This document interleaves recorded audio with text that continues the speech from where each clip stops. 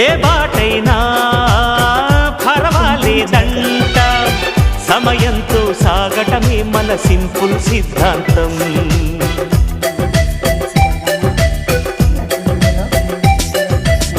చిరుగాలికి పరిమళమిచ్చే సిరిమల్లెల వనమై ఉందాం, గగనాన్ని నేలను కలిపే హరివిల్లుల బంతెన అవుదాం.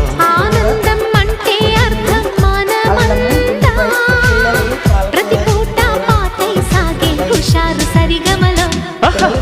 ఎన్నో ఎన్నో రాగాలుండే సంగీతం కాదా, చల్లకి నవ్వుల కేరింత.